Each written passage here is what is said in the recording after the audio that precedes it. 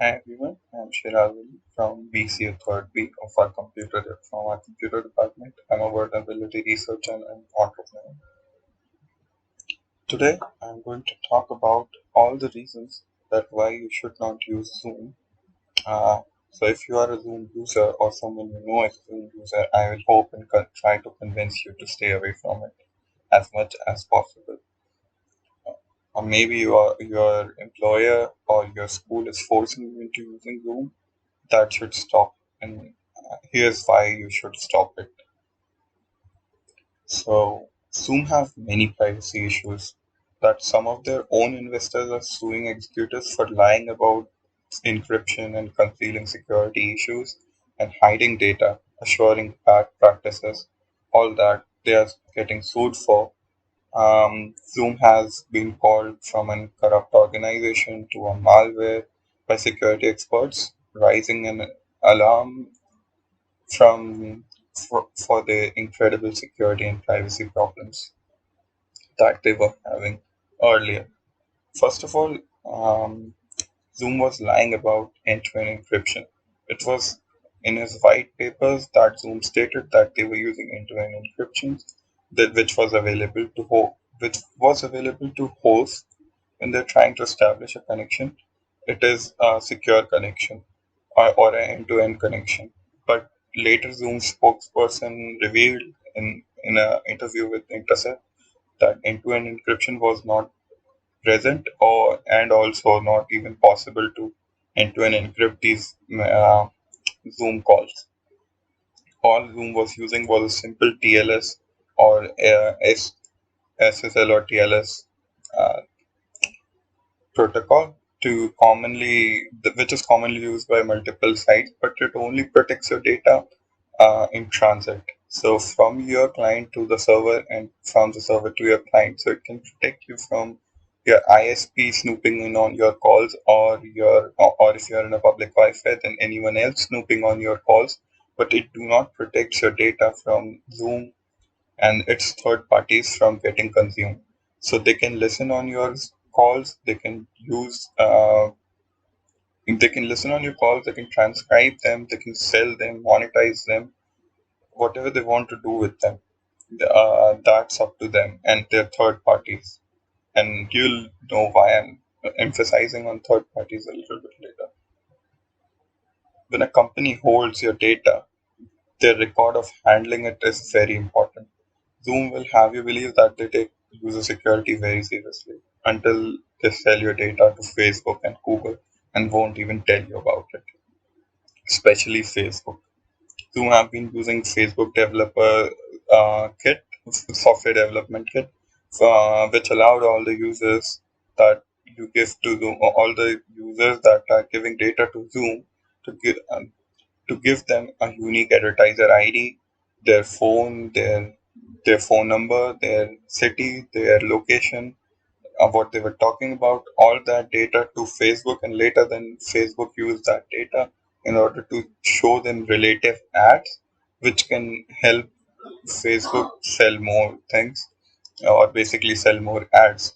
Um, but your data just without your permission, Zoom was sending all this data to Facebook, which is utterly wrong. Zoom's privacy policy says that third party apps can collect your data, but it never talks about Facebook.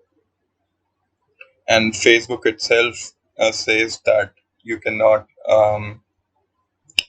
when you are using software development kit or whatever service from Facebook, their basic take on this is that you should tell your users that Facebook will be taking all their data and using it. But Zoom never tells you about this. Zoom don't directly sell. Basically, they have a twisted. Zoom says that they do not sell your data, and they have a twisted definition of selling. So what Zoom does is it takes your data, gives it to Facebook. Facebook shows you ads, and you click on ads and you buy something, or basically you click on ads. After that, Facebook earns money and it pays back to Zoom. But so in this thing, that money is not exchanged at first. So this is what their definition of not selling is. But they are selling your data to Facebook without your permission. After that, like look over here. Later on, they revealed that Facebook's software development kit was collecting unnecessary device data, and they later removed it by pretending to say that they didn't know about it. And all that, they have a basically, they have a twisted way of saying that they do not sell, but they do sell it. After that, Zoom is a disaster when it comes preloaded with vulnerabilities inside of it. Just after few days of lockdowns happening around the world, an ex-NSA researcher found that he discovered two zero days, not one, but two zero days inside of Zoom app, which lets an attacker have root access on the system itself. So what it does is, if you have Zoom installed on your system and a hacker hacks into it, it basically can get root access, or he can see what's in your camera, and he can hear what's on your microphone. He can control both of these things and click pictures and record videos and whatever it wants to do. So that's one of the big vulnerabilities that was discovered during this lockdown period. And this was only affected, this vulnerability only affected MacBooks and Macintoshes. But although Windows weren't safe either, later some other researchers found that Zoom was helping secure. Zoom had a security bug that lets attackers steal Windows passwords, which was much worse. Before Apple realized an update and released an update, Zoom added a hidden web server which allowed an attacker to connect to any video call of an infected user. After which, FBI released a uh, warning about Zoom bombing. Or Zoom bombing is something um, that they refer to as, because there was a component that generates links for every meeting. But the problem with that component is that it was guessable. So an attacker or a hacker could guess an meeting ID, and when they put when they put in that guessed ID, whatever they guessed in, let's say that the ID was 1234. So maybe for the next meeting it's 123456.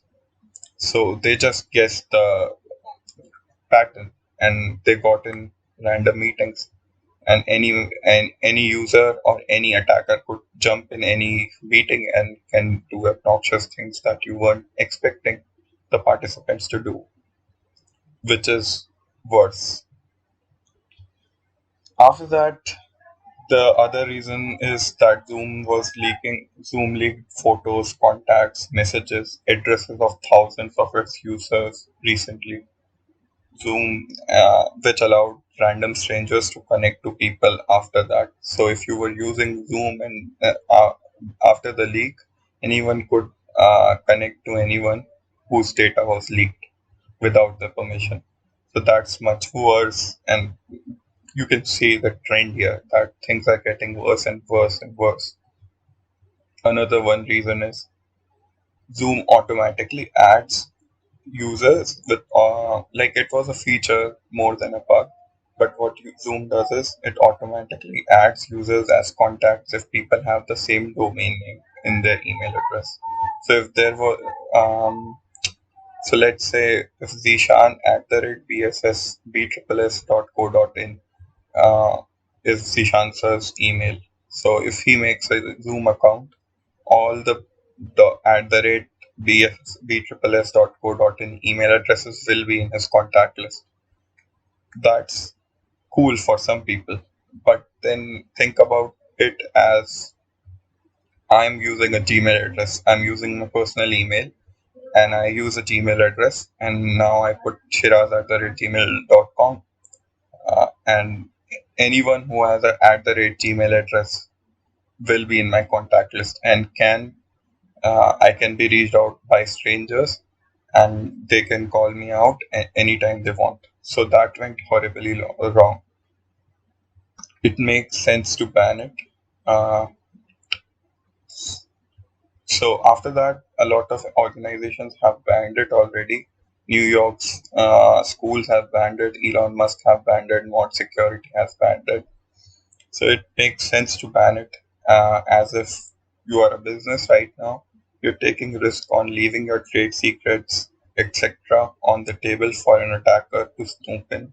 And if you are a school and you're forcing your students to use Zoom, and your children to have and the children to have the classes on Zoom, you are putting them at grave risk of privacy breach and abuse by giving their identity basically to an advertising agency that sells that their basic identity and record them and put them on hold. Basically, later on, if their data gets leaked or something like this happened, you are putting them at risk, that some random stranger from the internet can connect to them and abuse them and harass them, which is just um, horrible.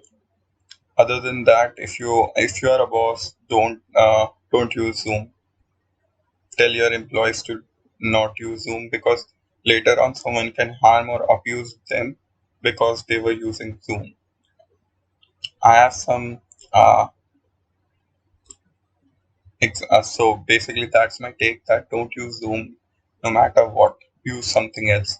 So because I after bashing Zoom so much, I wanted to give you something else in order to talk, and now you have to rely on other solutions. So I have listed two solutions here. One alternative is LARC meetings. This provides end-to-end encryption, and I have used it myself. This is smooth and free. Up to 100 users, you can do a conference of 100 users with this app. And the other alternative, Skype. Skype lets you do a conference call of 50 people. It is not as smooth as Zoom, and it uses a lot more data, but it is also a lot more secure than Zoom, as it uses end-to-end encryption and it have all the features that Zoom have basically. So that's that will be it, guys. I hope that you are safe at home and you're studying for your exams or whatever, enjoying quarantine. So that's my take. I'm Shiraz from the computer department in BCA 3rd B. Thank you so much for listening.